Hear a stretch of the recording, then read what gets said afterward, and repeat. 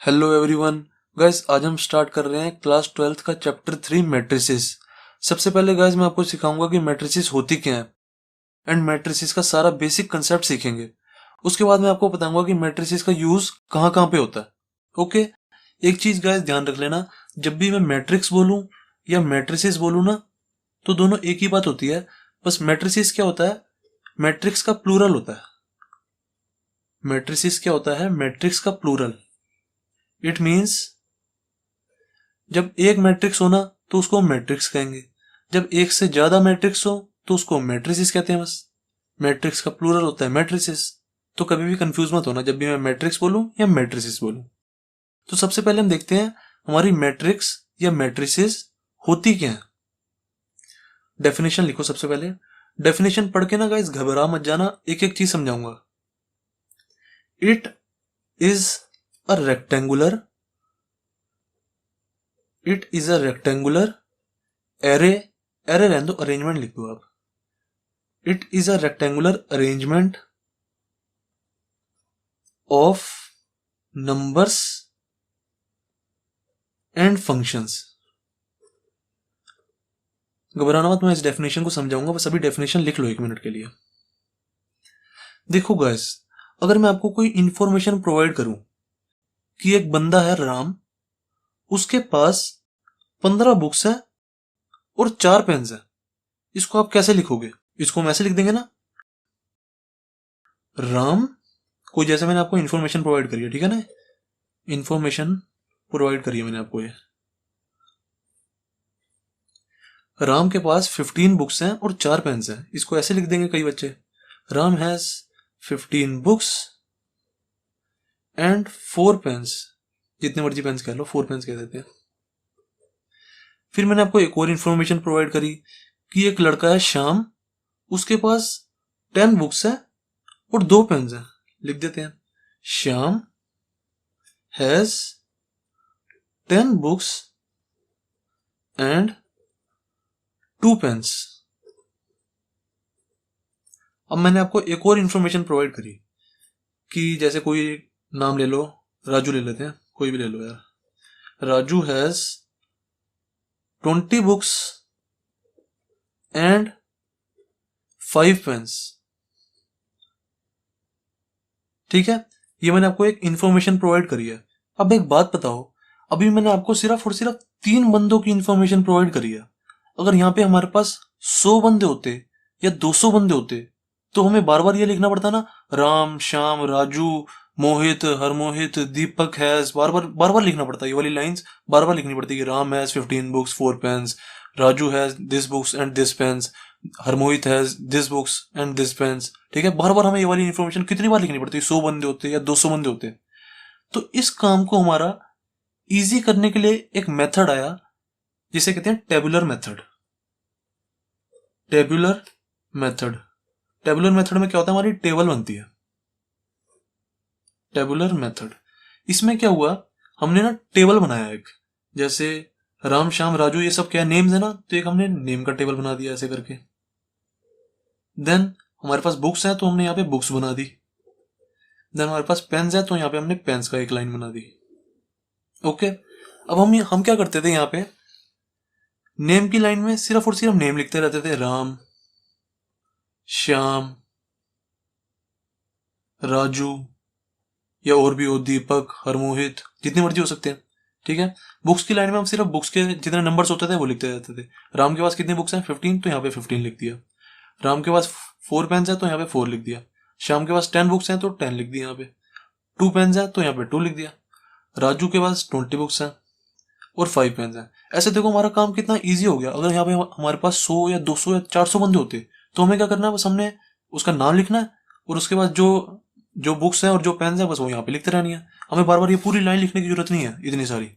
Tabular method ने हमारा काम थोड़ा इजी कर दिया। ये जो गाइस टेबुलर मेथड होता है ना, हम इसका डेली लाइफ में भी कितनी बार यूज करते हैं। जैसे आपको याद होगा, आपकी मम्मी कहती है कि मतलब कोई हिसाब बनाओ, या आपके पापा कहते हैं कि कोई हिसाब लिखो कि ये चीज इतने की आई। जैसे आपकी मम्मी कहती है कि ओनियन इतने क्या है, ये सब लिखो, ओनियन। ठीक है, ओनियन कितने का है, 20 रुपीज के। पोटैटो कितने का है, 30 रुपीज के। और ये सब कितने का है, जैसे और भी लिख लो, जैसे कैरेट कितने की आई, गाजर। कैरेट कितने की है, ये 50 रुपए की, और भी टोमेटो कितने का है, 60 रुपीज के। ये सब आप टेबल ही तो बनाते हो डेली लाइफ में, ये भी तो हमने टेबल ही बनाया। टेबलर मेथड एक तरह से हमारा टेबल ही है। टेबलर मेथड में हम टेबल बनाते हैं। अब आप गाइस एक बात बताओ, जैसे देखो मैंने आपको बताया टेबलर मेथड क्या होता है, जो हमारी इंफॉर्मेशन होती है ना उसको छोटा करके लिख देता है, मतलब हमारा टाइम बचाता है। अब आप देखो, अगर जैसे आप बाजार से ओनियन लाए थे, पोटैटो लाए थे, कैरेट लाए थे, टोमेटो लाए थे, अगर आप इसको असली में जो इन्फॉर्मेशन थी वैसे लिखते तो कितना लंबा हो जाता है। ये देखो, I have bought onions in 20 rupees, ठीक है, ऐसे लिखते हैं I have bought potato in 30 rupees. कितनी सारी लाइनें लिखनी पड़ती ना हमें। तो टेबलर फॉर्म ने हमारा क्या किया, जो हमारी इंफॉर्मेशन थी ना बहुत ज्यादा, उसको छोटा करने में हमारी मदद की। देन आती है हमारी मैट्रिक्स। मैट्रिक्स में क्या होता है, मैट्रिक्स का सेम टू सेम टेबल जैसी ही होती है, बस मैट्रिक्स और टेबल में इतना ही फर्क होता है। मैट्रिक्स में ना हम सिर्फ और सिर्फ जो हमारा डाटा होता है ना सिर्फ वही लिखते हैं। जैसे सबसे पहले मैट्रिक्स का साइन बनाया, ये हमारी मैट्रिक्स का साइन है, ये उसके अंदर हम सिर्फ और सिर्फ डाटा लिख देते हैं, जैसे 15 10 20, 15 10 20, 4 2 5। एंड गाइस एक चीज ध्यान रख लेना, जैसे मैंने मैट्रिक्स को ऐसे स्क्वायर ब्रैकेट में बनाया ना, कई बार मैट्रिक्स को हम ऐसे भी बना सकते हैं। नीचे दिखेगा नहीं आपको, यही बना देता हूं, 15 10 20 4 2 5। हम इसको ये वाली ब्रैकेट्स में भी बना सकते हैं, ठीक है, चाहे इस वाली ब्रैकेट में बना दो चाहे इस वाली ब्रैकेट में बना दो। ज्यादातर हमारी एनसीईआरटी में ना ये वाली ब्रैकेट यूज होती है तो हम इसी में बनाते हैं, पर अगर इसमें भी बना दूंगा तो भी गलत नहीं है, टेंशन मत लेना, ये भी बिल्कुल सही है ब्रैकेट। मैट्रिक्स और टेबल में गैस इतना ही फर्क होता है, टेबल में हम पूरी डिटेल लिखते हैं कि राम के पास इतनी बुक्स हैं इतने पेन्स हैं, श्याम के पास इतनी बुक्स हैं इतने पेन्स हैं, पूरी डिटेल लिखते हैं हम टेबल में। मैट्रिक्स में क्या होता है, सिर्फ और सिर्फ हम डाटा लिखते हैं कि 15 books 4 pens, 10 books 2 pens, 20 book 5 pens. अब कई बच्चे कहेंगे सर आप ऐसे लिखते तो ज्यादा अच्छा लगता, हमें ज्यादा अच्छा समझ आता। जैसे आप ऐसे लिखते राम श्याम राजू 15 10 20 4 2 5। कई बच्चे कहेंगे सर अगर आप ऐसे लिखते तो हमें ज्यादा अच्छे से समझ आ जाता, पर मैं कहूंगा हम ऐसे लिख ही नहीं सकते। हमारी मैट्रिक्स की डेफिनेशन ये कहती नहीं है। मैट्रिक्स की डेफिनेशन क्या कहती है, it is a rectangular arrangement, ये एक रेक्टेंगुलर अरेंजमेंट है ऑफ नंबर्स एंड फंक्शंस। मतलब इसके अंदर ये जो ब्रैकेट है इसके अंदर हम सिर्फ और सिर्फ नंबर्स या फंक्शंस लिख सकते हैं। फंक्शन समझ गए ना, जो हमने लास्ट ईयर भी पढ़े थे क्लास 11th में। जैसे हम एफ एक्स को फंक्शन कहते हैं, किसी F X is equal to X square plus 2, ये हमारा एक फंक्शन हो गया। जैसे एफ वाई भी हो सकता है इसकी जगह, F Y is equal to Y plus 7, ये हमारा एक फंक्शन हो गया। एफ एक्स एफ वाई, ऐसे एफ जेड, ये हमारे सारे फंक्शन होते थे ना। तो हम यहाँ पे नंबर्स लिख सकते हैं और फंक्शन लिख सकते हैं। ऐसे किसी का नाम पता एड्रेस या ऐसा कुछ नहीं लिख सकते हम, ठीक है ना। मैट्रिक्स में सिर्फ और सिर्फ हमारे नंबर्स आते हैं और फंक्शंस आ सकते हैं, बस इसके अलावा कुछ नहीं आएगा। जैसे मैं आपको लिख के दिखा देता हूं, नंबर मैंने लिख दिया 15 10 20, और फंक्शन यहाँ पे कोई लिख सकते हो, एफ एक्स लिख दो, एफ वाई लिख दो, या कोई और फंक्शन लिख लो, साइन एक्स लिख लो, ये भी हमारा एक फंक्शन ही तो होता है, F X is equal to sine X, ये भी हमारा एक फंक्शन है, ठीक है। बस इतना ही फर्क होता है हमारा मैट्रिक्स और टेबुलर मेथड में। मैट्रिक्स के बारे में गाइस थोड़ा सा और बताता हूं मैं आपको। मैट्रिक्स में गाइस जो हमारी हॉरिजॉन्टल लाइंस होती है ना, आप सबको पता है ना हॉरिजॉन्टल लाइन और वर्टिकल लाइंस क्या होती हैं। हॉरिजॉन्टल लाइन वो लाइन होती है जो ऐसे लेटी हुई होती है, और जो वर्टिकल लाइन होती है ना वो ऐसे खड़ी होती है बिल्कुल स्ट्रेट। जो हॉरिजॉन्टल लाइंस होती है ना मैट्रिक्स में, उनको हम रोज कहते हैं। जैसे देखो, एक ये होगी, एक ये होगी रो, एक ये भी हमारी रो होगी, ये रो 1 होगी, ये रो 2 होगी, और ये हमारी रो 3 होगी, ठीक है। और मैट्रिक्स में हमारा क्या होता है, जो हमारी वर्टिकल लाइन होती है ना उसको हम क्या कहते हैं, कॉलम। जैसे यही 15 4 10 2 अगर मैंने ऐसे लिखा होता, 15 4 10 2 25, ये मेरी मैट्रिक्स थी जो ये वाली थी। अगर इसको मैं ऐसे देखता वर्टिकल लाइन की तरह, ये और ये ऐसे, तो ये हमारे क्या होते हैं, कॉलम्स। ये कॉलम 1 और ये कॉलम 2, ठीक है। अब ये जो हमारी मैट्रिक्स थी इसमें कितनी रोज थी, 3 रोज, 1 2 3। और ये जो हमारी मैट्रिक्स है इसमें कितने कॉलम्स है, एक कॉलम। कॉलम जब हमें देखना है ना तो हमने वर्टिकल लाइन देखनी है ऐसे स्ट्रेट। स्ट्रेट कितनी लाइन आ रही है, एक और ये 2। देखो यहाँ पे मैंने बताया आपको, एक और ये 2, ठीक है। कितनी रोज है इस मैट्रिक्स में, 3 रोज है और 2 कॉलम्स है। देखो मैं आपकी और थोड़ी सी प्रैक्टिस कराता हूँ इसमें। जैसे मैंने ये 2 मैट्रिसेस ले रखी हैं, ठीक है। इस वाली मैट्रिक्स में बताओ मेरे को कि इसमें कितनी रोज हैं और कितनी कॉलम्स हैं, आप सब बताओ। देखो रोज में हमने क्या देखना है, हॉरिजॉन्टल लाइन देखनी है, 1 2 3। कितनी रोज होगी इसमें, 3 रोज है, R1 R2 एंड R3, 3 रोज है। और कॉलम्स कितने हुए, कॉलम्स में हमें क्या देखना है, वर्टिकल लाइंस देखनी कितनी है, एक, दूसरा पेन ले लेता हूं, 1 2 3। इसमें कितने कॉलम्स है, 3 कॉलम्स है, C1 C2 C3, ठीक है। इसमें रोज भी 3 है हमारी और कॉलम्स भी 3 है। अब इस वाली मैट्रिक्स में बताओ मेरे को क्या होगा, कितनी रोज और कितनी कॉलम्स है। रोज में हमें देखना है हॉरिजॉन्टल लाइन, हॉरिजॉन्टल लाइन कितनी है, 1 और ये 2, तो कितनी रोज होगी, 2, R1 एंड R2। और कितने कॉलम्स है इसमें, देखो 1 कॉलम, 2 कॉलम, 3 कॉलम, ठीक है। कॉलम्स में हमें वर्टिकल लाइन देखनी है, तो कितने कॉलम्स है इसमें, 3। रो हमारी 2 है, कॉलम हमारे 3 है। ओके, मैं ना गाइस पहले आपको सारा मैट्रिसेस का ना बेसिक बता देता हूँ, मतलब सारा कंसेप्ट बता देता हूँ मैट्रिसेस का। फिर उसके बाद एंड में आपको ना यूजेस बता दूंगा मैट्रिसेस के। बेसिक्स ऑफ मैट्रिसेस स्टार्ट करते हैं। मैट्रिक्स में रो एंड कॉलम का कंसेप्ट मैंने आपको पहले ही बता दिया। अब और कंसेप्ट भी समझते हैं मैट्रिसेस के। ये कोई मैट्रिक्स है 2 3 6 5 7 9। इसमें नंबर ऑफ रोज कितनी होंगी, ये फर्स्ट रो, ये second row, R1 and R2। रोज कितनी है, 2। कॉलम्स कितने हैं, 1 कॉलम, 2 कॉलम, 3 कॉलम। कॉलम्स कितने हैं, 3 इज इक्वल टू 3। रो कितनी दी थी, 2। ओके, अब देखो जो गाइस हमारी मैट्रिसेस होती है ना, उसके अंदर जो हम ये डाटा भरते हैं, ये 2 3 6 5 7 9, इसको हम क्या कहते हैं, एलिमेंट्स। एलिमेंट्स कह लो या एंट्रीज कह लो, ज्यादातर हम एलिमेंट्स ही कहते हैं। जो ये 2 3 6 5 7 9 है ना, ये सारे हमारे क्या है, एलिमेंट्स। 2 3 6 5 7 9, और भी अगर कोई भी डाटा होता, इन सबको हम एलिमेंट्स कहते हैं, एलिमेंट्स है ये। ओके, एंड गाइस जो भी हमारी मैट्रिसेस होती है ना, या मैट्रिक्स कह लो, उसको हम बिग लेटर से, कैपिटल लेटर से डिनोट करते हैं। जैसे ए कह लो, या बी भी कह सकते हो, यहाँ पे सी भी कह सकते हो। बस वो लेटर जो है ना वो कैपिटल होना चाहिए। बी इज इक्वल टू कोई मैट्रिसेस हो सकती है, सी इज इक्वल टू कोई मैट्रिक्स हो सकती है, ठीक है। कैपिटल लेटर होना चाहिए बस यहाँ पे, हम ऐसे डिनोट करते हैं मैट्रिक्स को।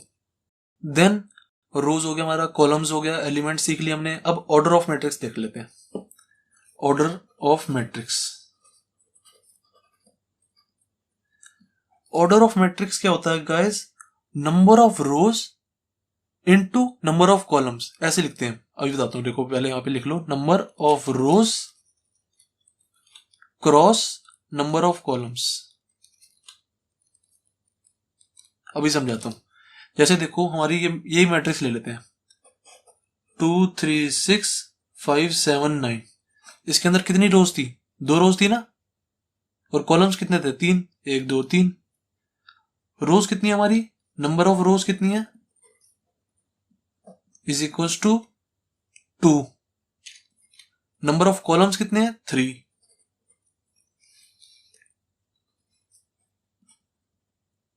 Is equal to 3। अब जो हमारा गाइस ऑर्डर ऑफ मैट्रिक्स होता है ना, हम उसको कैसे लिखते हैं, हम जैसे हमारे से कोई पूछे बताओ ये वाली जो मैट्रिक्स है इसको ऑर्डर क्या है, तो हम क्या बोलेंगे, 2 इंटू 3 का ऑर्डर है इसका। मतलब नंबर ऑफ रोज लिखी यहाँ पे 2 इंटू 3। कभी भी इसको मल्टीप्लाई मत कर देना, 2 इंटू 3 इक्वल टू 6 मत लिख देना ऐसे कभी भी। जब भी हमसे कोई पूछे ना ऑर्डर क्या है मैट्रिक्स का, तो हम बताते हैं सबसे पहले आती है रोज यहाँ पे, फिर आते हैं यहाँ पे कॉलम्स। हमेशा हमेशा ये होता है, यहाँ पे रोज होती हैं और यहाँ पे ये कॉलम्स होते हैं, number of columns, number of rows, number of columns.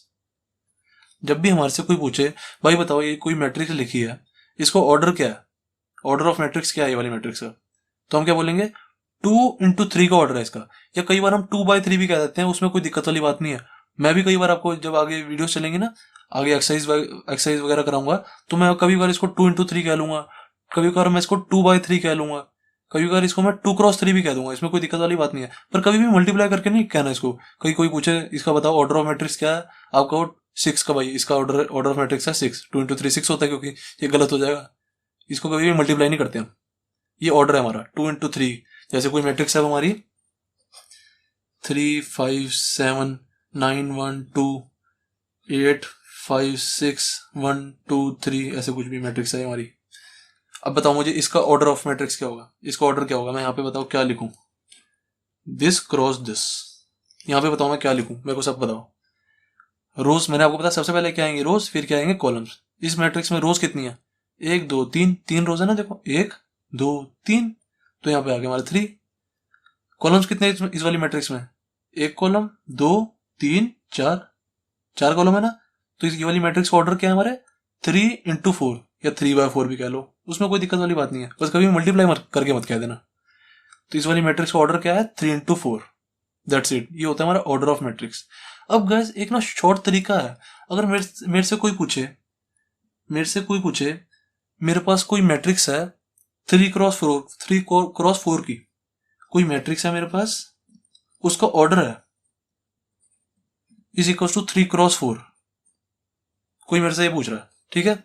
अब वो बोल रहा है बताओ कि इस वाली मैट्रिक्स में एलिमेंट्स कितने होंगे, हमें मैट्रिक्स नहीं दी हुई, ठीक है, कुछ भी नहीं दिया हुआ, बस उसने हमसे ये पूछा, ये बोल रहा है हमें मैट्रिक्स ऑर्डर ऑफ मैट्रिक्स है हमारा, या ऑर्डर ऑफ मैट्रिक्स लिख देना यार, मैट्रिक्स ऑर्डर लिख दिया मैंने, एक ही बात है। चलो ऑर्डर ऑफ मैट्रिक्स हमें दिया हुआ है 3x4, हमसे वो पूछ रहा है बताओ इसमें एलिमेंट्स कितने होंगे, जो मैट्रिक्स है इसमें एलिमेंट्स कितने होंगे बताओ। अब इसका एक शॉर्ट तरीका है, एक तरीका तो यह है एक एक एलिमेंट लिख के देख लो, पहली वाली रो में सारे एलिमेंट लिख दो, सेकंड वाली रो में एलिमेंट लिख दो, फिर थर्ड वाली रो में एलिमेंट लिख दो, फिर उसके नंबर ऑफ एलिमेंट्स निकालो, एक तरीका। तो ये तो बहुत लंबा तरीका है। अब हमें डायरेक्ट बताना है कि किसी को कितने एलिमेंट्स हैं इस वाली मैट्रिक्स में, वो क्या होता है 3 into 4 कर दो, 12 = 12 एलिमेंट्स होंगे इसमें। आप चाहे गिन के भी देख लो, जो ये 3x4 वाली मैट्रिक्स थी ना, इसमें देखो 12 एलिमेंट्स ही होंगे, 1 2 3 4, 4 और 4 कितने हो गए 12, 12 एलिमेंट्स है इस वाली मैट्रिक्स में। ऐसी देखो ये 2x3 वाली मैट्रिक्स थी हमारी, जो है इसका ऑर्डर 2x3 था ना, तो इसमें नंबर ऑफ एलिमेंट्स कितने होंगे आप खुद बताओ। मुझे समझ लो कि इन्होंने ये बोला हुआ है कि कोई मैट्रिक्स है उसका ऑर्डर 2x3 है, बताओ उसमें कितने एलिमेंट्स होंगे। अब मुझे इसको देख के पता लग जाएगा उस वाली मैट्रिक्स में 3 into 2 6 एलिमेंट्स होंगे। भाई एलिमेंट्स हम ऐसे निकाल सकते हैं मल्टीप्लाई करके, ठीक है।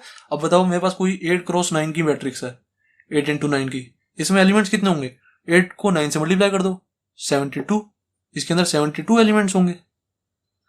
पर अगर मेरे से कोई पूछे ऑर्डर क्या है, तो ऑर्डर में कभी मल्टीप्लाई मत कर देना, ऑर्डर क्या है मैट्रिक्स का 8x9 या 8 into 9 कह लो या 8/9 कह लो, एक ही बात है। ओके, ये हमारे नंबर ऑफ एलिमेंट्स निकालने का तरीका है। आप यहाँ पे नंबर ऑफ एलिमेंट्स का फॉर्मूला लिख सकते हो, number of elements is equals to number of elements is equals to होता है मल्टीप्लीकेशन ऑफ, मल्टीप्लाई या मल्टीप्लीकेशन कह लो, multiply of number of rows and columns, number of rows and number of columns. It means जैसे guys अगर मैं number of रोज को m कहूं, m, और नंबर ऑफ रोज को n कहूं, ठीक है, नंबर ऑफ रोज कितनी है, जैसे m कुछ भी हो सकता है ना, m की जगह 3 हो सकता है, m की जगह 4 हो सकता है, और n की जगह नंबर ऑफ कॉलम्स को मैं डिनोट कर रहा हूं बस, और कुछ नहीं कर रहा। नंबर ऑफ रोज को मैं m डिनोट कर रहा हूं और नंबर ऑफ कॉलम्स को n डिनोट कर रहा हूं, तो इसका क्या होगा m into में n मल्टीप्लाई। यही तो मैं कर रहा था, देखो जब 3x4 की मैट्रिक्स थी तो 3 into में n कर रहा था, 3 into में 4 कर रहा था, 3 into में 4 इज इक्वल टू क्या हो जाएगा 12। यहाँ पे मैं गाइस यहाँ पे मल्टीप्लाई का साइन इसलिए नहीं लगा रहा क्योंकि यहाँ पे मल्टीप्लाई का साइन ना हमारा ऑर्डर दिखा रहा है, यहाँ पे ऑर्डर ऑफ मैट्रिक्स। आप चाहो तो यहाँ पे मल्टीप्लाई लिख सकते हो, उसमें कोई दिक्कत वाली बात नहीं है, बस मैं आपको समझाने के लिए यहाँ पे डॉट लगा रहा हूँ। डॉट का मतलब ही तो मल्टीप्लाई होता है। ऑर्डर ऑफ मैट्रिक्स हमारा क्या फॉर्मूला हुआ, number of rose into number of columns, इसका मल्टीप्लाई कभी भी नहीं करना, मैंने आपको ये बताया। नंबर ऑफ एलिमेंट्स का हमारा क्या फॉर्मूला हुआ, नंबर ऑफ रोज इंटू में नंबर ऑफ कॉलम्स का मल्टीप्लाई करना है हमें, जो भी आंसर आएगा वो हमारे नंबर ऑफ एलिमेंट्स होंगे टोटल। ओके, एंड गाइस एक चीज की बिल्कुल टेंशन मत देना सर, आप इतनी मतलब गलत गंदा गंदा लिखते हो, गिचमिच करते हो, तो हमें तो सर ऐसे समझ नहीं आएगा। मैं ना गाइस आपको ना सारे नोट्स प्रोवाइड करवा करवा देता हूँ। आप जाओगे ना, जब ये जो सब मेरे सारे नोट्स हैं ना, ये जो जितने भी सारे नोट्स हैं बिल्कुल आपको अच्छे लिखे हुए मिलेंगे। आप जब जाओगे ना, गूगल क्रोम खोलो या आपके फोन में कोई भी ब्राउजर हो ना वो खोलो, आप लिखो सब्जेक्ट टीचर डॉट इन, सही स्पेलिंग लिखना बिल्कुल भी, बिल्कुल सब्जेक्ट कहीं भी स्पेस नहीं देना, कहीं भी स्पेस नहीं, सब्जेक्ट टीचर डॉट इन। जब ये वाली वेबसाइट खोलोगे ना अपने ब्राउजर में, तो एक राइट साइड में ना एक बटन बना आएगा या ऑप्शन होगा, उसमें लिखा होगा मेन्यू। उस मेन्यू पे क्लिक करोगे ना तो नीचे एक ऑप्शन आ जाएगा क्लास नोट्स का, क्लास नोट्स, उस पर आप क्लिक कर देना। आपको सारे के सारे मेरे नोट्स मिल जाएंगे। बहुत मतलब ये तो मैं बहुत गंदा गंदा समझा रहा हूँ ना, उसमें पूरा साफ साफ लिखा होगा मैंने, खुद मैं ही लिखता हूँ वो। ओके, जब आप मेन्यू पे क्लिक करोगे ना, एक ऑप्शन आ जाता है क्लास 11 नोट्स का, एक आ जाएगा क्लास 12 नोट्स का भी आ जाएगा, बहुत सारे ऑप्शन होते हैं, देख लेना अपने आप। ओके, अब गाइस देखते हैं अपना next topic, name of elements. जो हमारे मैट्रिक्स के अंदर एलिमेंट्स होते हैं सारे, उनको हम जनरली कैसे लिख सकते हैं। जैसे हमें यहाँ पे तो लेफ्ट साइड में हमें यहाँ पे तो एलिमेंट सारे दिए हुए थे, यहाँ पे 3 5 7 1 9 1 2 2, ये सारे एलिमेंट्स हमें दिए हुए थे ना।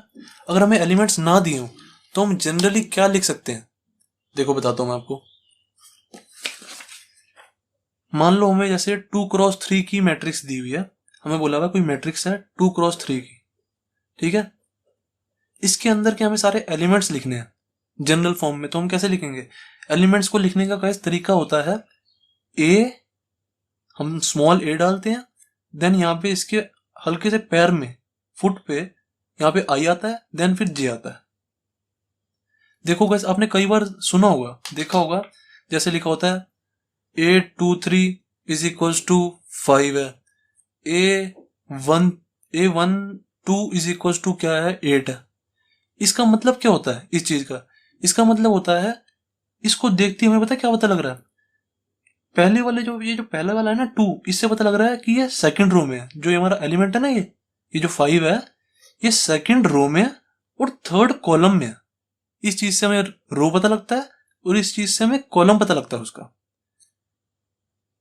ये जो आई है हमारा, इसका क्या मतलब हुआ, विच रो, कौन सी रो है, विच रो। ये जो जे है हमारा, इससे क्या पता लगता है, विच कॉलम, ठीक है, विच कॉलम। जैसे देखो हमारा ये A12 है, इससे क्या पता लगेगा हमें, फर्स्ट रो सेकंड कॉलम में आता है ये 8। ओके, जैसे देखो अब मैं आपको लिखना बताता हूँ सबसे पहले। जैसे 2x3 की मैट्रिक्स है, इसके अंदर एलिमेंट्स कितने होंगे, सबसे पहले तो मुझे ये बताओ। 2x3 की मैट्रिक्स है तो एलिमेंट्स कितने होंगे, 6, 2 इंटू 3 6 होता है, क्योंकि अब मुझे इन 6 बॉक्सेस को भरना है। जैसे मान लो इसके अंदर मुझे एलिमेंट्स डालने हैं, तो क्या लिखूंगा मैं, मुझे ऐसे जनरल फॉर्म में लिखना है, जैसे A12 A23 A56 ऐसे लिखना है, ठीक है। अब बताओ इसके अंदर मैं क्या डालूं, ये रो 1 है, ये रो 2 है, ठीक है। ऐसे ही कॉलम्स लिख लो, ये हमारा फर्स्ट कॉलम है, कॉलम 1, ये कॉलम 2 है, ये कॉलम 3 है। ओके, अब बताओ लिखो, यहाँ पे लिखेंगे ए तो सबके साथ ही आएगा, सब में आएगा, स्मॉल ए सब में होता है वो, ये लिखने का हमारा तरीका होता है, स्मॉल ए में लिखते हैं हम सारे एलिमेंट्स को। देखो A11 हो जाएगा, देखो इसकी रो 1 है ना, ये वाला एलिमेंट देखो, ये कौन सी रो में है, ये वाला एलिमेंट फर्स्ट रो में है ना, तो फर्स्ट रो की जगह देखो आई की जगह मैंने 1 डाल दिया। इसका कॉलम क्या है, ये जो एलिमेंट है ये, इसका कॉलम क्या है, कॉलम भी 1 ही है इसका, तो क्या आ जाएगा A11, ठीक है। अब देखो कॉलम 2 पे आ जाओ, इस मतलब ये वाले एलिमेंट पे, ये वाले एलिमेंट की रो क्या है, फर्स्ट रो है और सेकंड कॉलम है, तो इसको मैं कैसे लिखूंगा, ये तो लिखना ही है, first row second column A12, सही है। अब ये वाला जो एलिमेंट है इसको कैसे लिखूंगा, first row third column A13, सही है कि नहीं है। अब इस वाले एलिमेंट पे आ जाओ, इसकी रो देखो क्या है, सेकंड रो है और कॉलम 1 है, हमेशा रो पहले आएगी, रो क्या है 2 2, देन कॉलम क्या है फर्स्ट A21। ऐसी देखो ये वाला एलिमेंट देखो, इसकी रो क्या है सेकंड, कॉलम क्या है सेकंड, तो A22, ये क्या हो जाएगा A23, second row third column. अब ऐसे ही अगर हमें 3x4 की मैट्रिक्स दी होती, तो बताओ मुझे कैसे लिखते? 3x4 की 3x4 से हमें क्या पता लगता है? इस वाली मैट्रिक्स में 3 तो रोज होंगी और 4 कॉलम्स होंगे। देखो अब लिखते हैं इसके एलिमेंट्स। ए आई जे, आई से क्या पता लगता है हमें? कौन सी रो। जे से क्या पता लगता है? कौन सा कॉलम, विच कॉलम। देखो डालते हैं। पहले वाला एलिमेंट क्या हो जाएगा? रो 1 है ना। देखो ये रो 1 है, ये रो 2 है, ये रो 3 है। यहाँ पे कॉलम्स भी लिख देता हूँ मैं आपको। Column 1, column 2, column 3, column 4। ठीक है, 4 कॉलम्स है ना इसमें। अभी मैं शुरुआत में आपको इसलिए लिखवा रहा हूँ ताकि आपको थोड़ी प्रैक्टिस हो जाए। जब आपको प्रैक्टिस हो जाएगी ना तो ये R1, R2, R3, C1, C2, C3, C4 ये लिखने की आपको कोई जरूरत नहीं है। आप डायरेक्ट लिखा करोगे, खुद देख लेना। जैसे देखो, अब हमें ये वाला एलिमेंट लिखना है पहले वाला, तो क्या लिखूंगा? रो 1 कॉलम 1 है ना, तो A11। अब ये वाला एलिमेंट लिखना है मुझे यहाँ पे, तो इसका रो 1 है कॉलम 2 है, तो A12। सबसे पहले रो आएगी फिर कॉलम आएगा। फिर इसका क्या लिखेंगे? यहाँ पे जो एलिमेंट आएगा A13, ये वाला एलिमेंट A14 हो जाएगा। अब ऐसे ही देखो, ये वाला एलिमेंट यहाँ पे जो एलिमेंट होगा उसको क्या लिखेंगे? रो क्या है सेकंड, कॉलम क्या है फर्स्ट, तो 2 1। ठीक है, एक रो में तो रो तो सेम ही चलेगी ऑब्वियसली, तो इसकी भी रो सेम आएगी, इसकी भी रो सेम आएगी, इसकी भी रो सेम आएगी। कॉलम सबका बदलेगा यहाँ पे। इसको कॉलम क्या है 2, इसको कॉलम क्या है 3, इसको कॉलम क्या है 4। अब देखो यहाँ पे हमारी थर्ड रो आ गई, तो A3 तो यहाँ पे सबके साथ लिख ही दो। देन कॉलम सबके बदल जाएंगे। ये फर्स्ट कॉलम में है, ये देखो ये सेकंड कॉलम में है, ये थर्ड कॉलम में है, ये फोर्थ कॉलम में है। ओके, यहाँ पे हमेशा रो आएगी, सबसे पहले हमेशा रो चलती है और सेकंड नंबर पे हमेशा हमारा कॉलम चलता है। ओके, अब गाइस देखते हैं जो हमारी मैट्रिसेस होती हैं वो किस किस तरह की होती हैं। Types of matrices. सबसे पहले देखते हैं row matrix. Row matrix, row matrix guys वो मैट्रिक्स होती है जिसमें सिर्फ और सिर्फ एक रो ही होती है। अगर एक से ज्यादा रो होंगी ना किसी भी मैट्रिक्स में तो वो रो मैट्रिक्स नहीं होती। रो मैट्रिक्स वो मैट्रिक्स होती है जिसमें सिर्फ और सिर्फ एक रो होती है।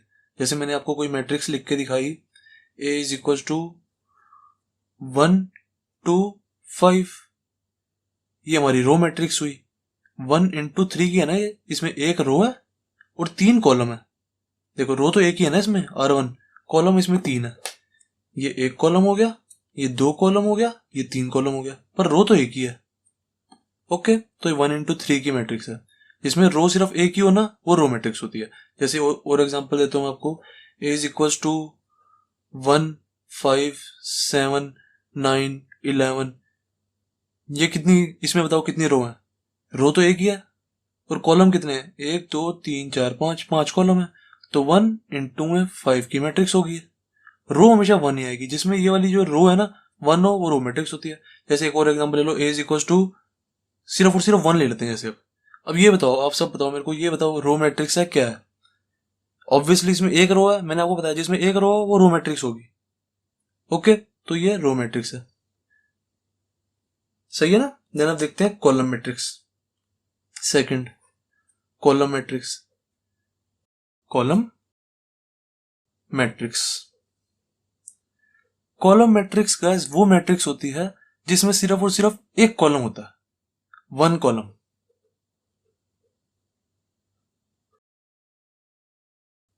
और इसमें क्या होती थी? 1 रो। यहां पे लिख देता हूं साथ में, 1 रो। जिसमें एक रो हो वो रो मैट्रिक्स, जिसमें 1 कॉलम हो वो कॉलम मैट्रिक्स। जैसे एग्जांपल दे देता हूं आपको, A इज इक्वल टू 1 2 5। देख लो, इसमें सिर्फ और सिर्फ आपको एक ही कॉलम दिख रहा है। रो इसमें 3 है पर कॉलम इसमें एक ही है। 3 इंटू में 1।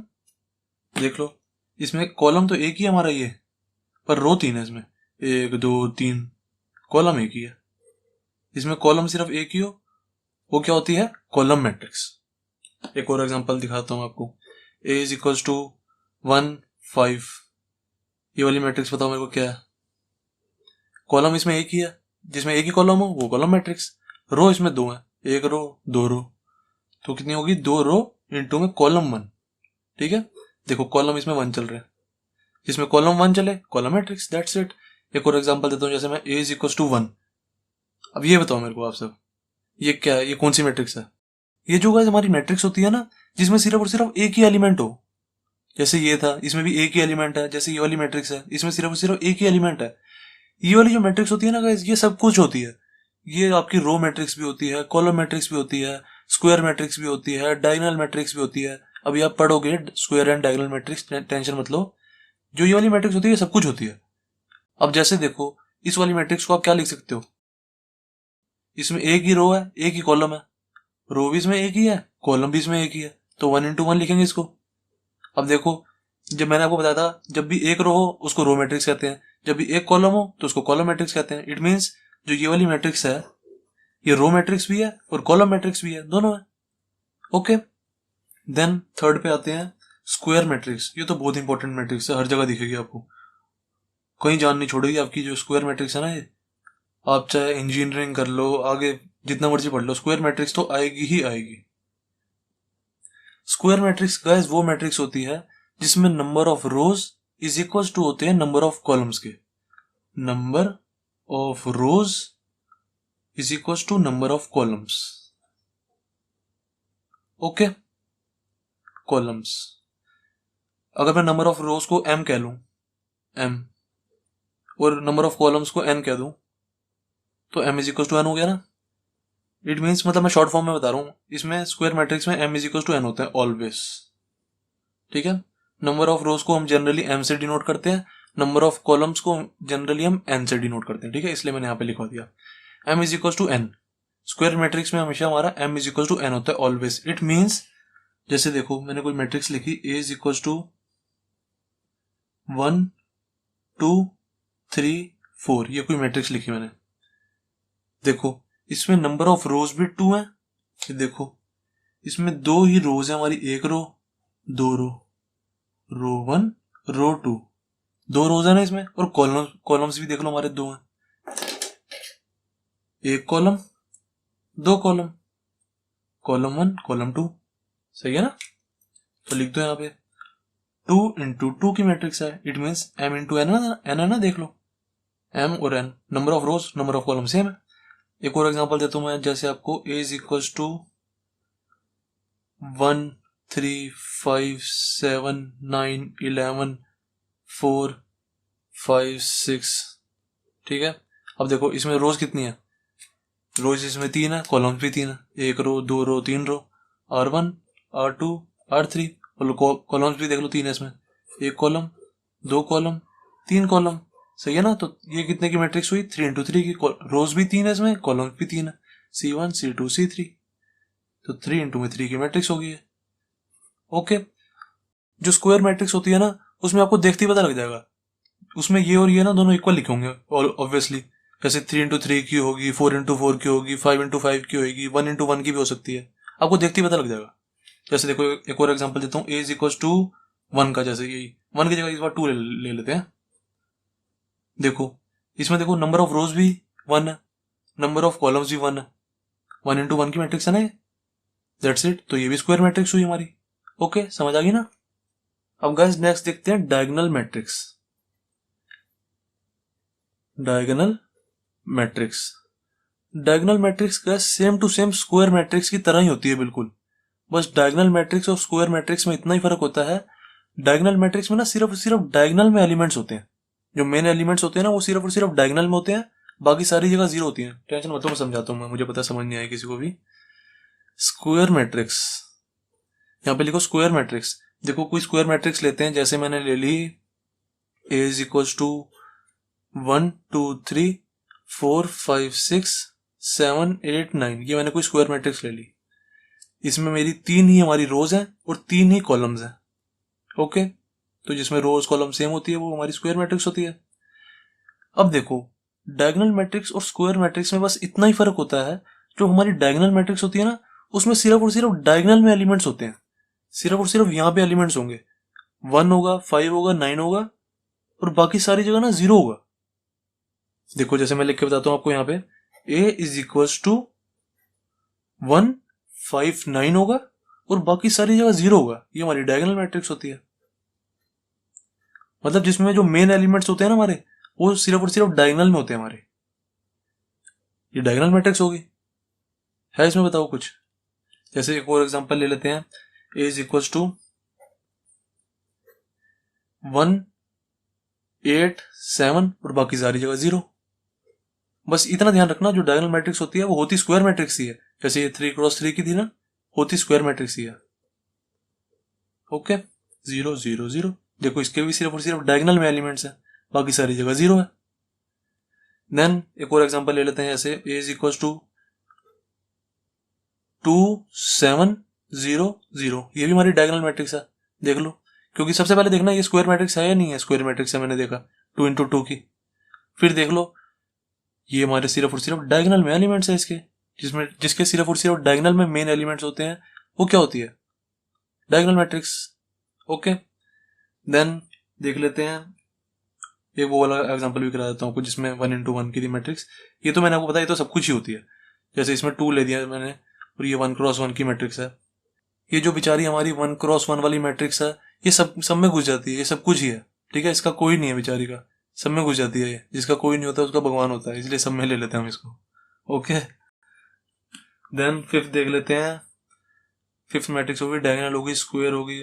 देन देख लेते हैं स्केलर मैट्रिक्स। वैसे ये जो डायगोनल मैट्रिक्स है, जो स्केलर मैट्रिक्स है ना, ये आपको कोई ज्यादा काम नहीं आएगी। बस आपको कई बार डेफिनेशन पूछी हो 1 नंबर में या हाफ नंबर में, तब बस बता सकते हो, ये ज्यादा काम नहीं आती। स्केलर मैट्रिक्स का वो मैट्रिक्स होती है जिसमें ना ये जो डायगोनल मैट्रिक्स है ना, इसमें देखो डायगोनल में सारी जगह अलग अलग एलिमेंट्स थे, या 1 था या 5 था या 9 था ना। स्केलर मैट्रिक्स में ना ये तीनों सेम होंगे। जैसे यहाँ पे 2 है ना, तो यहाँ भी 2, यहाँ भी 2। अगर यहाँ पे 3 है तो यहाँ भी 3, यहाँ भी 3। ठीक है, तीनों एलिमेंट्स ये सेम होंगे, same to same diagonal matrix की तरह ही होती है ये। Is equal to diagonal matrix is equal to square matrix भी कह सकते हो इसको आप। ठीक है, इन तीनों में से इसमें फर्क ये है कि इसके डायगोनल में सेम एलिमेंट्स होते हैं बस। ये स्क्वायर मैट्रिक्स भी होती है। जैसे मैंने यहाँ पे 3x3 की कोई मैट्रिक्स बना दी, और यहाँ पे मैंने लिख दिया 2 2 2।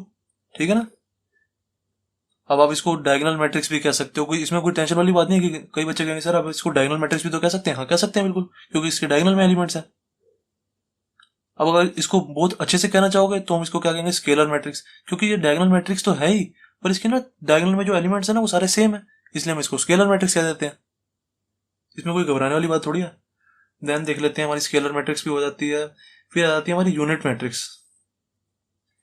यूनिट मैट्रिक्स कह लो इसको, आइडेंटिटी मैट्रिक्स कह लो, इसके बहुत सारे नाम होते हैं भाई साहब। यूनिट मैट्रिक्स ज्यादातर हम ना इसको आइडेंटिटी मैट्रिक्स कहते हैं, सही बताऊं तो मैं आपको, आइडेंटिटी। अब आगे आगे की बड़ी क्लासेस में जाओगे ना, ज्यादातर हम आइडेंटिटी मैट्रिक्स ही कहते हैं इसको, कोई यूनिट मैट्रिक्स नहीं कहते इसे। कह दो तो कोई बात नहीं भाई, एक बंदा है 2 नाम है उसके, कुछ भी कह सकते हो। आइडेंटिटी मैट्रिक्स गाइस वो मैट्रिक्स होती है जिसके डायगोनल में ना सिर्फ और सिर्फ 1 होता है, वो आइडेंटिटी मैट्रिक्स होती है। आइडेंटिटी और यूनिट का मतलब ही क्या होता है, 1 ही तो होता है। आइडेंटिटी और यूनिट का मतलब, दोनों का मतलब 1 होता है। इट मीन्स इसके जो डायगोनल होंगे ना उसमें 1 होगा, बस 1 1 1। ये हमारी आइडेंटिटी मैट्रिक्स होगी, और होगी ऑलवेज ये स्क्वायर मैट्रिक्स, ये ध्यान रख लेना। आइडेंटिटी जो मैट्रिक्स होती है ना 3x3। एक और एग्जांपल देता हूँ, जैसे a इज इक्वल टू 1 1 0 0। ये हमारी 2x2 की हमारी आइडेंटिटी मैट्रिक्स है ये। ऐसी हमारे, मैं आपको एक और एग्जांपल देता हूँ, a इज इक्वल टू 1 1 1 1। ये हमारी 4x4 की होगी। ओके, 4x4 की। इसके सारे डायगोनल में देखो सिर्फ और सिर्फ 1 है, जिसके डायगोनल में 1 हो वो हमारी आइडेंटिटी मैट्रिक्स होती है। बहुत इंपॉर्टेंट मैट्रिक्स है गाइस, बहुत बहुत ज्यादा काम आएगी ये आपकी इस चैप्टर में भी, डिटर्मिनेंट्स चैप्टर में भी, और 12th के आगे के क्लासेस में भी बहुत ज्यादा काम आएगी। यूनिट मैट्रिक्स कह लो या आइडेंटिटी मैट्रिक्स कह लो, वो मैट्रिक्स जिसके डायगोनल में 1 होता है। और इसको क्या कहोगे आप बताओ। मैंने आपको बताया जिसका कोई नहीं होता उसका भगवान होता है, ये सब कुछ है। 1x1 की मैट्रिक्स है ये। इसमें देखो सिर्फ और सिर्फ 1 है ना, ये सब कुछ होता है। Unit matrix, identity matrix, diagonal matrix, scalar matrix, A to Z। Then अब देखते हैं जीरो मैट्रिक्स। जीरो मैट्रिक्स कह लो या नल मैट्रिक्स कह लो, दोनों एक ही बात है। नल मैट्रिक्स, नल का मतलब भी कुछ नहीं होता, जीरो ही होता है एक तरह से।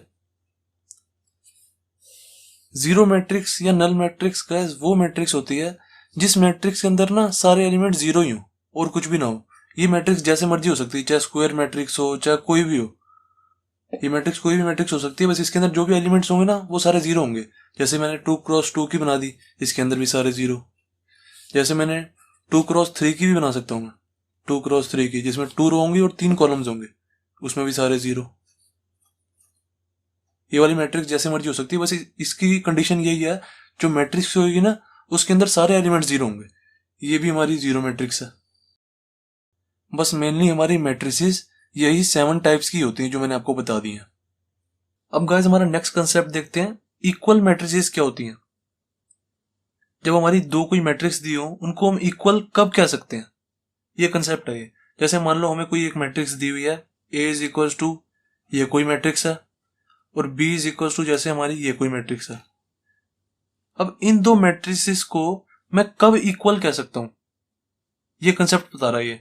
देखो, मैं इन दो मैट्रिक्स को गाइस तब इक्वल कह सकता हूं जब सबसे पहली बात तो इनको ऑर्डर सेम होना चाहिए। फर्स्ट कंडीशन क्या है, order same. Order must be same लिख लो, मस्ट बी सेम। जैसे मान लो इसका ऑर्डर है 2x3 का, तो इसका भी 2x3 का ही होना चाहिए। एक कंडीशन तो ये, अगर इसका 5x6 का है तो इसका भी ऑर्डर 5x6 का ही होना चाहिए। मतलब जितनी रोज कॉलम इसमें, उतनी ही रोज कॉलम इसमें होना चाहिए। ऑर्डर हमारा यही तो बताता है, नंबर ऑफ रोज और नंबर ऑफ कॉलम्स, यही तो बताता है हमारा ऑर्डर। मतलब जितनी नंबर ऑफ रोज और नंबर ऑफ कॉलम्स इसमें, उतना ही number of rows number of columns इसमें होना चाहिए। पहली बात तो ये, पहली कंडीशन ये। दूसरी कंडीशन ये है कि इनके एलिमेंट्स भी सेम होने चाहिए। Elements must be same. Okay, जैसे इसके अंदर एलिमेंट्स है, मान लो 2, 5, 2x3 किया ना, तो इसमें एक और लिख देते हैं 1, और ये इसमें लिख लो नीचे यहाँ पे 3, 7, 9, कुछ भी लिख सकते हैं। अब जो एलिमेंट्स इसमें है वही एलिमेंट्स इसमें होने चाहिए, तब मैं इन दोनों को इक्वल कहूंगा। एक तो इसमें ऑर्डर सेम होना चाहिए, ऑर्डर क्या है 2x3, इसमें भी 2x3 है, चलो ठीक है। फिर इनके एलिमेंट्स भी सेम होने चाहिए, एलिमेंट्स भी सेम है, दैट्स इट, हमारी इक्वल मैट्रिक्स हो गई है। 2, 1, 5, 2, 1, 5 और 3, 7, 9। इसके अंदर भी एलिमेंट सेम है, इसके अंदर भी एलिमेंट सेम है। एक और एग्जांपल ले देता हूं मैं, जैसे आपको एक और एग्जांपल है, जैसे 2, 7, 8, 6, 1, 2, 3, 4, ये कोई मेरी मैट्रिक्स है। अब मैंने कोई भी ऐसी मैट्रिक्स लेनी है जो इसके इक्वल है, कैसे लूंगा मैं, सेम टू सेम, बिल्कुल ये डिट्टो मैट्रिक्स होनी चाहिए। 2, 7, 8, 6, 1, 2, 3, 4, ये हमारी इक्वल मैट्रिक्स है। देखो इसमें भी ये कितने की है, 2x4 की, ये भी 2x4 की है। अब मैं आपको एक क्वेश्चन बता रहा हूं, ये क्वेश्चन करके बताओ मेरे को। जैसे मैंने कोई मैट्रिक्स ली, A is equal to X, Y, Z, A, ठीक है, और मैंने कोई B मैट्रिक्स ली, B इज इक्वल टू 1, 2, 3, 4। अब मुझे इसका आंसर बताओ। मैंने आपको कंडीशन दे दी कि ये दोनों मैट्रिक्स ना इक्वल है, मैंने आपको कंडीशन दे दी है कि ये दोनों मैट्रिक्स इक्वल है। अब मुझे इसका आंसर बताओ, X, Y, Z और A की वैल्यू क्या होगी। मैंने आपको बताया जब भी ये दो मैट्रिक्स इक्वल होंगी तो इसके एलिमेंट्स इक्वल होंगे। It means X is equal to 1 है, X is equal to 1, Y is equal to 2, Z is equal to 3, A is equal to 4। सही है ना, मैंने आपको कंडीशन पहले ही दे दी है कि ये दोनों मैट्रिक्स इक्वल हैं। ऐसे क्वेश्चंस आपको एक्सरसाइज में भी मिलेंगे। जैसे देखो गाइस, मैं आपको एक और क्वेश्चन दे रहा हूं, ध्यान से बताना। ए कोई मैट्रिक्स है 1, 2, 3, 4, 5, 6, ठीक है, ये कोई मेरी मैट्रिक्स है। और बी कोई मैट्रिक्स है मेरी 1, 2, 3, 4, 5, 6, 7, 8, ठीक है। अब मुझे बताओ कि ये दोनों इक्वल है या नहीं है, ध्यान से बताना, बिल्कुल ध्यान से बताओ। ए इज इक्वल टू बी है कि नहीं, क्वेश्चन है ये। मैंने आपको बताया ऑर्डर सेम होना चाहिए और इसके एलिमेंट सेम होना चाहिए। देखो ना इसका ऑर्डर सेम है ना इसके एलिमेंट सेम है। इसका ऑर्डर क्या है 2x3 का, इसका ऑर्डर क्या है 2x4 का। सबसे पहली बात ऑर्डर ही सेम नहीं है, ऑर्डर ही सेम नहीं है तो वहीं काट दो इसको, कभी भी सेम हो ही नहीं सकती हमारी मैट्रिक्स। अब चलो मान लो मैंने ऑर्डर भी सेम दे दिया, मैंने यहां से 1, 4 हटा दिया, 1, 4 हटा दिया, मैट्रिक्स है 2, 2, 3, 7 की, 5, 6, 8 की। अब देखो इनका ऑर्डर सेम है 2x3 की, ये भी 2x3 की। तो अब बताओ सेम है या नहीं है। अब मैंने देखा इनका ऑर्डर तो सेम है पर इनके एलिमेंट सेम नहीं है। जैसे देखो यहाँ पे 1 है तो इसका यहाँ पे 1 ही होना चाहिए, यहाँ पे 4 है तो इसका यहाँ पे भी 4 ही होना चाहिए, यहाँ पे 2 है तो इसका यहाँ पे भी 2 होना चाहिए, यहाँ पे 5 है तो इसका यहाँ पे भी 5 ही होना चाहिए, तब ये मैट्रिक्स इक्वल होगी। अगर यहाँ पे 3 है तो यहाँ भी 3 होना चाहिए, यहाँ पे 6 है तो यहाँ भी 6 होना चाहिए, ठीक है। तो ये इक्वल मैट्रिक्स नहीं है। That's it. तो बेसिक कंसेप्ट होते हैं हमारे यहाँ पे खत्म। अब मैं आपको मैट्रिसेस के यूजेस बता देता हूँ कि हमारी मैट्रिसेस यूज कहाँ कहाँ पे होती है। एंड जो मैं अब आपको ये मैट्रिसेस के यूजेस बताने जा रहा हूँ ना गाइस, आप चाहो तो इन यूजेस को छोड़ भी सकते हो, क्योंकि ये आपको कभी भी किसी भी एग्जाम में पूछे नहीं जाएंगे। मैं बस आपको इसलिए बता रहा हूँ ताकि आपका मैट्रिसेस में थोड़ा इंटरेस्ट और बने, क्योंकि बहुत ज्यादा इंटरेस्टिंग है इसके यूजेस। मैट्रिसेस का यूज हमें हैकिंग से बचाने के लिए भी होता है। मैट्रिसेस का यूज गेम्स में भी होता है, गेम्स के ग्राफिक्स बनाने में। ये यूजेस आपको कभी भी एग्जाम में नहीं पूछे जाएंगे, तो आप चाहो तो छोड़ भी सकते हो। अगर करोगे तो बहुत अच्छी बात है, आपका इंटरेस्ट और बनेगा मैट्रिसेस में। जिसको ये यूजेस नहीं करने वो यहाँ पे छोड़ दो। नेक्स्ट क्लास में एक्सरसाइज 3.1 के क्वेश्चन स्टार्ट करेंगे हम। अब देखते हैं गाइस कि मैट्रिसेस कहाँ कहाँ पे यूज होती है। Uses of matrices. सबसे पहले लिखो, matrices are used in cryptography. अब ये वर्ड सुन के घबरा मत जाना, टेंशन मत लो, समझाऊंगा मैं क्रिप्टोग्राफी होती क्या है। हमारी गाइस जो मैट्रिसेस होती है ना वो क्रिप्टोग्राफी में यूज होती है। सबसे पहले मैं आपको क्रिप्टोग्राफी समझाता हूँ, फिर आपको समझाऊंगा कि क्रिप्टोग्राफी में मैट्रिसेस कैसे यूज हो रही है। देखना, आपने गाइस किसी ने बिटकॉइन का नाम सुना? अगर नहीं सुना तो मैं बता दूंगा, टेंशन मत लो। बिटकॉइन, बिटकॉइन क्या होता है गाइस? ये ना एक डिजिटल करेंसी है। जैसे आपने जो हमारी जेब में पैसे पड़े होते हैं उसको आप छू सकते हो ना, जो हमारी जेब में पैसे पड़े होते हैं उसको आप छू सकते हो, वो होती है हमारी फिजिकल करेंसी, जिनको हम छू सकते हैं। जिनको हम छू नहीं सकते ना, जैसे हमारी जो बैंक में पैसे पड़े होते हैं, जैसे हमारे पेटीएम में और जगह पैसे पड़े होते हैं, वो हमारी होती है डिजिटल करेंसी। ऐसी एक हमारी डिजिटल करेंसी है बिटकॉइन। ये इंडिया में कम यूज होती है, इंटरनेशनली ज्यादा यूज होती है बिटकॉइन। ओके, अब मैं आपको क्रिप्टोग्राफी समझाता हूँ। बिटकॉइन बस इतना ही है, ये एक डिजिटल करेंसी है, जैसे पेटीएम होता है, जैसे फोन पे होता है, बस वही सिस्टम है फोन पे। मैंने आपको ये कंसेप्ट क्रिप्टोग्राफी का कंसेप्ट पेटीएम और फोन पे वगैरह से समझाता हूँ, इनसे आपको अच्छे से समझ आएगा। बिटकॉइन आपने ज्यादा बच्चों ने सुना नहीं होगा, इसलिए बच्चों को कम समझ में आएगा, तो मैं पेटीएम वगैरह से समझाता हूँ। जैसे गाइस मान लो यहाँ पे ना हमारा एक बंदा है, जैसे ये एक बंदा है, और जब ड्राइंग तो खतरनाक बन रही है। इसके हाथ में ना फोन है और इसमें पेटीएम खोला हुआ है इसने, ठीक है, यहाँ फोन है, इसमें पेटीएम खोला हुआ है, और ये इसका कोई बैंक है, मान लो ये इसका बैंक है। ओके, और ऐसे ही एक और बंदा यहाँ पे है, इसने भी फोन में पेटीएम खोला हुआ है और इसके पास भी बैंक है। अब आपने गाइस सुना होगा या आपके पापा मम्मी पेटीएम वगैरह यूज करते होंगे। पेटीएम का एग्जांपल ले रहा हूं मैं, ठीक है ना। जैसे आपके पापा मम्मी पेटीएम वगैरह यूज करते होंगे, आपने सुना होगा पेटीएम में पैसे आते कहां से हैं। अब खुद सोचो, पेटीएम से पैसे आते हैं हम अपने बैंक में से ना पेटीएम में डाल देते हैं, या हमने पेटीएम में पैसे डाल दिए अपने। अब आप खुद सोचो, अगर हमने किसी बंदे को पैसे भेजने हैं, जैसे इस बंदे ने इस बंदे को पैसे भेजने हैं, इस बंदे ने इस बंदे को अगर पैसे भेजने हैं तो वो कैसे भेजेगा? पैसे भेजने के बहुत सारे तरीके होते हैं। एक तरीका यह है कि ये वाला बंदा क्या करेगा, जैसे इसके बैंक में मान लो 1000 रुपीज पड़े हैं, ठीक है, 1000 रुपीज इसके बैंक में पड़े हैं। इस बंदे ने 1000 रुपीज अपने बैंक में से निकाले और पेटीएम में डाल दिए अपने। ओके, इसने अपने पेटीएम में डाल दिया 1000 रुपीज। अब इसने क्या किया, ये 1000 रुपीज इसको सेंड कर दिए, इसके पेटीएम पे, इसके पेटीएम पे सेंड कर दिया। ध्यान से समझना गाइस, थोड़ा सा समझने में दिक्कत होगी, पर ये कंसेप्ट समझ लो, बहुत अच्छा कंसेप्ट है ये। आपको पता लगेगा कि इतनी तगड़ी जगह यूज हो रही है क्रिप्टोग्राफी, बहुत तगड़ी चीज है ये, इतनी तगड़ी जगह मैट्रिसेस का यूज हो रहा है। इसलिए मैं आपको अच्छे से समझा रहा हूँ, आपको कोई टीचर नहीं बताएगा, बस आपको ये बता देंगे कि matrices are used in cryptography या matrices are used in this and this, बस ये बता देंगे आपको। देखो, अब इस बंदे ने 1000 रुपीज इसको भेजे तो इसके पेटीएम में आ जाएंगे, फिर ये क्या करेगा, अपने पेटीएम में से बैंक में डाल लेगा या खर्च कर लेगा, जैसे इसकी मर्जी। अब आप गाइस खुद सोचो, जब इसने 1000 रुपीज इसको यहां तक भेजे, मान लो अगर यहाँ पे कहीं बीच में हैकर बैठा होता, मान लो अगर यहाँ पे कहीं बीच में हैकर होता और इसने ये 1000 रुपीज पकड़ लिए होते तो इसके पास जाते नहीं और इससे चले जाते और इसने ले लिए होते, हैकर का तो फायदा हो जाता।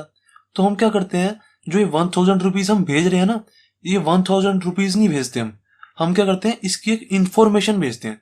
जैसे हमने इसकी इंफॉर्मेशन मान लो कुछ ना मतलब गंदा सा वर्ड बना के भेजते हैं 1000 रुपीज को, ऐसे भेज देंगे AX123YZ476 अब जो ये वाली जो इन्फॉर्मेशन भेजी है ना हमने, ये जो इन्फॉर्मेशन है ये 1000 रुपीज की इन्फॉर्मेशन है। हम ये वाली इन्फॉर्मेशन ना इस वाले पेटीएम को भेज देते हैं, 1000 रुपीज नहीं भेजते हम कभी भी, हम ये वाली इन्फॉर्मेशन भेजते हैं। फिर ये वाली इन्फॉर्मेशन ये वाला पेटीएम समझ लेता है कि ये 1000 रुपीज है, भाई ठीक है, तो ये 1000 रुपीज इसके पेटीएम में डाल देता है। ऐसे चलता है प्रोसेस। ऐसे ही अगर हमने 2000 रुपीज भेजने होते तो इसका अलग कोड होता है। सबका कोड सेम नहीं होता, अलग अलग कोड्स होते हैं। ये जो कोड होता है ना गाइस, ये हैकर को ना समझने में थोड़ी सी दिक्कत होती है, इसलिए हम ये वाली कोडिंग करके भेजते हैं। तो अगर हम 2000 रुपीज 1000 रुपीज डायरेक्टली भेजेंगे ना तो हैकर को इजीली समझ आ जाता है और वो इजीली हैक कर लेता है। ये वाली इन्फॉर्मेशन समझने में उसको दिक्कत आती है बहुत ज्यादा। अब जैसे हमने 2000 रुपीज भेजने होते हैं, इसका अलग कोड होता है। जैसे इसका कोड होता है ZY27227, कुछ भी कोड हो सकता है, मतलब ऐसा कोड होगा जो हैकर को इजीली समझ नहीं आएगा। ठीक है, AXY 2000 रुपीज का कोड है। हम 2000 रुपीज ना भेज के ना ये वाला कोड भेजेंगे इसके पास, इस वाले पेटीएम के पास। फिर ये वाला पेटीएम समझ जाता है कि अच्छा ये वाला कोड ये है, इसको 2000 रुपीज यहाँ पे पेटीएम में डाल दो। हम ये कोडिंग करके भेजते हैं ताकि हैकर को इजीली समझ ना आए। अब इसमें मैट्रिसेस का यूज का हो रहा है। अच्छा, ये जो कोडिंग करी है ना हमने, ये जो कोडिंग करी है इसको ही हम क्रिप्टोग्राफी कहते हैं। क्रिप्टोग्राफी का मतलब होता है हमने वो सेम टू सेम पैसे नहीं भेजे, हमने उसकी इंफॉर्मेशन को कोड करके भेजा। AXZY23 ZY227123, मतलब कि हैकर को वो इजीली समझना है। जो इन्फॉर्मेशन हैकर को इजीली समझ ना है उसको हम क्रिप्टोग्राफी कहते हैं। ओके, अब क्वेश्चन आता है, सर आपने क्रिप्टोग्राफी तो बता दी, पर आपने तो बोला था matrices are used in cryptography, तो इसमें मैट्रिसेस का यूज तो हुआ नहीं सर। अब मैं आपको बताता हूँ, देखो जो हमारी ये इन्फॉर्मेशन होती है ना, ये जो क्रिप्टोग्राफी है, ये जो कोड्स है हमारे, हम इसको ऐसे नॉर्मली नहीं भेजते, इसको हम मैट्रिसेस के अंदर रख के भेजते हैं।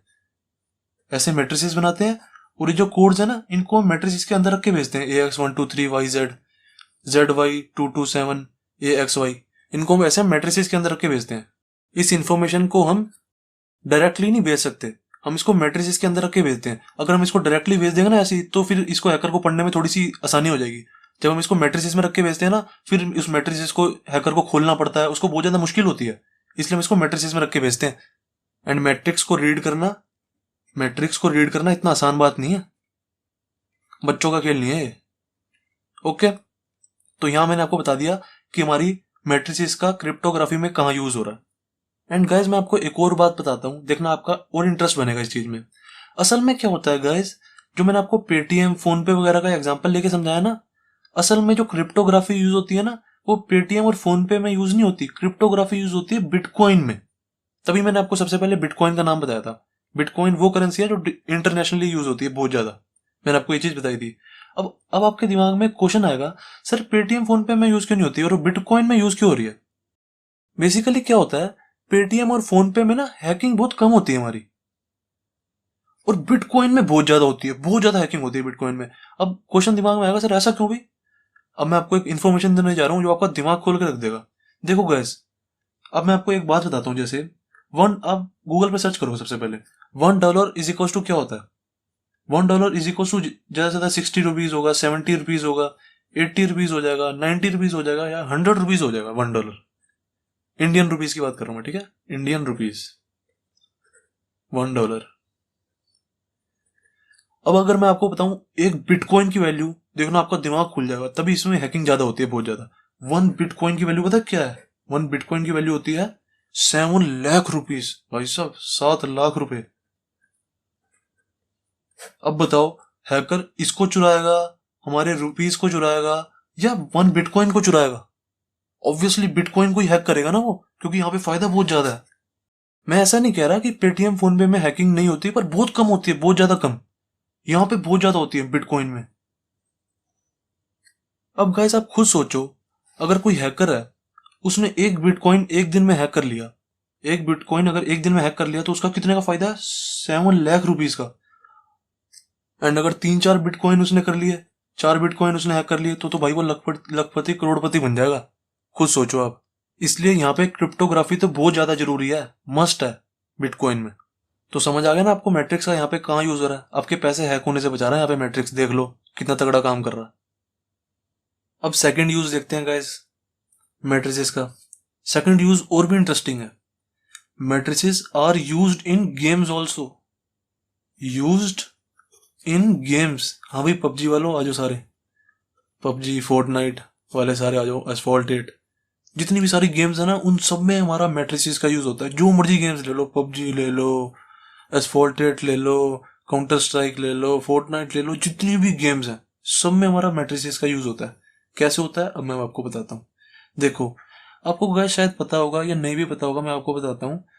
दुनिया में गाइस जितनी भी फिगर्स है ना, जितनी भी फिगर्स, जितनी भी मतलब शेप्स आपको नजर आ रही हैं आपके आसपास, वो सब ना इक्वेशन से बनती हैं, इक्वेशन से। जैसे देखो, अगर मुझे कोई ट्रायंगल बनाना है, अगर मुझे जैसे कोई ट्रायंगल बनाना है, तो मैं क्या करूंगा, ट्रायंगल में क्या है, हमारी 3 लाइंस है ना, 3 लाइंस। अब एक लाइन की इक्वेशन क्या होती है सबको पता है, A X plus B Y plus C is equal to 0, ये हमारी इक्वेशन ऑफ लाइन होती है ना, इक्वेशन ऑफ लाइन है। अब मुझे ट्रायंगल बनाना है तो मैं 3 इक्वेशन को जोड़ दूंगा, 3 इक्वेशन ऑफ लाइन को जोड़ दूंगा तो मेरा ट्रायंगल बन जाएगा। ऐसी हमारी बहुत सारी शेप्स बन सकती हैं। अब जैसे सर्कल है, सर्कल है, सर्कल की तो इक्वेशन हमें पता ही है, एक्स माइनस एच का square plus Y minus K का square is equal to R का स्क्वायर। अभी आपको इक्वेशन से कोई मतलब लेना देना नहीं है, मैं आपको बस वैसे ही बता रहा हूँ, is equal to R square. तो देखो गाइस, जितनी भी हमारी गेम्स होती है ना उन सब में क्या होती है, फिगर्स होती हैं। जैसे कोई आदमी बना रहा है, आदमी बनेगा किससे, सोचो ना, आदमी, वो आदमी बना कैसे होगा। उसके ऊपर जैसे अगर उसका मुंह बनाना है, फेस बनाना है, तो हम ऐसे सर्कल बनाएंगे। अगर अब उसको सर्कल को थोड़ा इधर उधर मोड़ना है तो उसकी और कुछ होता है प्रोग्रामिंग। ठीक है, मैं आपको बस मोटा मोटा बता रहा हूँ कि मतलब जो हमारी गेम्स होती है ना वो सारी इक्वेशन से बनती हैं। मैथमेटिक्स की इक्वेशंस लगती हैं उसमें, इक्वेशन ऑफ लाइन लगती है, इक्वेशन ऑफ सर्कल लगती है, इक्वेशन ऑफ हाइपरबोला, पैराबोला, वो दुनिया भर की इक्वेशंस। जैसे अगर आप कोई गेम खेलते हो उसमें घर भी बने आते हैं, बहुत सारी चीजें बनी आती है। जैसे घर बनाता है मान लो, तो घर कैसे बना होगा, जैसे मान लो हट बनी हुई है, तो हट कैसे बनेगी, देखो उसमें क्या है, ट्रायंगल है ऊपर, नीचे क्या है, रेक्टेंगल है, इनकी इक्वेशन लग जाएगी, ट्रायंगल की इक्वेशन लग जाएगी, रेक्टेंगल की इक्वेशन लग जाएगी। फिर यहाँ पे ये क्या हो जाएगा, यहाँ पे जैसे पैरेललोग्राम बन गया, पैरेललोग्राम की इक्वेशन लग जाएगी। यहाँ पे फिर जैसे ये स्क्वायर बन गया तो स्क्वायर की इक्वेशन लग जाएगी। इन सबको जोड़ दिया तो हट बन जाएगी।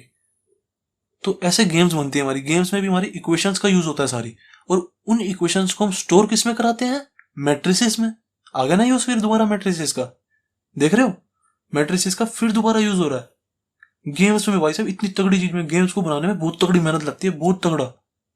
तो गेम्स की इक्वेशन को स्टोर कराने के लिए, स्टोर हम किस में कराते हैं, मैट्रिसेस में। इसमें इक्वेशन आ जाती हैं सारी। अब तो यारो मैट्रिसेस में इंटरेस्ट आना बनता है कि नहीं। गेम्स में यूज हो रही है, क्रिप्टोग्राफी में यूज हो रही है भाई साहब मैट्रिसेस। एक और चलो यूज बताता हूँ आपको, मैट्रिसेस के बहुत तगड़े यूज हैं, बहुत ज्यादा यूज हैं। अगर बताने लग गया ना मैं सुबह से लेकर रात हो जाएगी। एक और बता देता हूँ बस लास्ट, जैसे यूज इन ज्योमेट्री लिख लो, ज्योमेट्रीज में यूज होती है। ज्योमेट्री में वैसे इक्वेशंस वगैरह यही आ गई, यूज इन ज्योमेट्री। जैसे हमारे कोऑर्डिनेट्स होते हैं, इक्वेशंस ऑफ लाइंस होती हैं, मतलब इक्वेशंस होती हैं, बहुत सारी चीज होती हैं। जैसे हमें कोऑर्डिनेट्स दिए हुए, जैसे कोई X is equal to 2, Y is equal to 3, Z is equal to 5, ये सब हम मैट्रिसेस में स्टोर कर देते हैं। जैसे यहाँ पे हमने लिख दिया 2 3 5, ठीक है। ऐसी और कोई जैसे हमें कोऑर्डिनेट्स दिए होते, X is equal to 3, Y is equal to 7, Z equal to 9, उसको हम यहाँ पे स्टोर कर देते हैं 3 7 9। Coordinates used in geometry, geometry में कोऑर्डिनेट्स आते हैं, इक्वेशंस आती है, ये सब तो आता है। तो जितने भी हमारे कोऑर्डिनेट्स होते हैं 2 3 5 3 7 9, ये जो सारा डाटा है ना हमारा, इन सबको हम मैट्रिसेस में स्टोर करा सकते हैं। ऐसे ही हम इक्वेशंस को भी स्टोर करा सकते हैं। इक्वेशंस को मैंने अभी आपको ऊपर बता ही दिया। बस यूजेस को गाइस इतना ही रखते हैं, 2 3 यूजेस बहुत हैं। वैसे यूजेस तो हजारों से भी ज्यादा हैं, बहुत ज्यादा यूजेस हैं मैट्रिसेस में। मैंने आपको बताया सुबह से लेकर रात हो जाएगी अगर बताने लग गया तो। That's it. तो बेसिक कंसेप्ट होते हैं हमारे यहाँ पे खत्म।